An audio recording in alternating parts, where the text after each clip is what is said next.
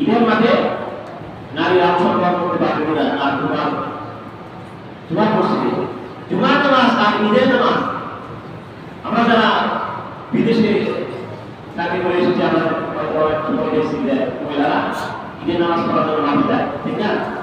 এরপরে জুমার দিনও ওনারা যাচ্ছে নামাজ পড়ার জন্য। এটা বর্তমান টাকামাটি যাচ্ছে।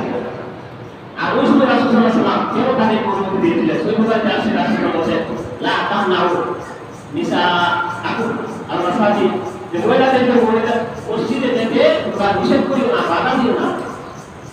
এটা হলো এক হাদিস। আমরা শরীরের মধ্যে একটা হাদিস আছে ওয়াইল্লাহ না বিরতিকুন না, যে মহিলাদের জন্য উত্তম জায়গা হলো শ্রেষ্ঠ সূত্র বেশি সওয়াব, এর জায়গা হলো তাদের বর, তাদের বর কোথায় মাঝে ইমামকে মসজিদের কথা আমরা অনেকে ভুল বুঝাবুঝি হয়ে যায়। সৌদি আরবে চাইতেছে, কাতার, মালয়েশিয়া, কুয়েত এই সমস্ত মসজিদে যাইতেছে ঈদের নামাজ পড়ার জন্য, জুমার নামাজ পড়ার জন্য। আগে আপনার দেখতে হবে যে মহিলাদের উপরে জুমার নামাজ আছে না। আপনার আপনার জন্য জুমার নামাজ বাধ্যতামূলক। কয়েক শ্রেণীর লোকের উপর জুমার নামাজ নাই, এর এক হলো নাবালেগ বাচ্চা, নাবালেগ বাচ্চার উপর জুমার নামাজ নাই, ঈদের নামাজ নাই। এরপরে মহিলাদের উপর জুমার নামাজ নাই, ঈদের নামাজ নাই, নামাজ নাই। আমাদের উপর যদি নবীজি বলতেন যে পুরুষের উপর জুমার নামাজ নাই, আমরা কত খুশি হয়ে যায়। তাদেরকে নিষেধ করা উচিত যে তারা জোহরের নামাজ পড়বে বাড়িতে।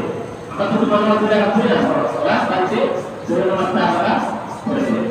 জুমার নামাজ নাই, তাহলে মসজিদে কেন যাবে? মসজিদে যাবে কেন? ঈদের মাঠে কেন যাবে? এখন প্রশ্ন হলো সাহাবীদের নবীর যুগে কেন যাইতো? রাসূল সাল্লাল্লাহু আলাইহি ওয়াসাল্লাম এক কথায় উত্তর হলো রাসূল সাল্লাল্লাহু আলাইহি ওয়াসাল্লাম এর পিছনে নামাজ পড়তে তাদের ভালো লাগতো। রাসূল সাল্লাল্লাহু আলাইহি ওয়াসাল্লাম ইসলামের বিধিবিধান হুকুম আহকাম প্রতিদিন তাকে ধরে রাখতো। এই হুকুম আহকাম জানার জন্য মুসলমানদের যুগ কম ছিল।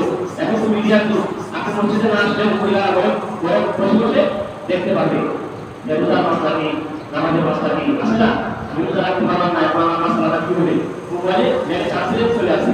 ওই সময় এই যুগ ছিল না, মুসলমানের সংখ্যা ছিল কম।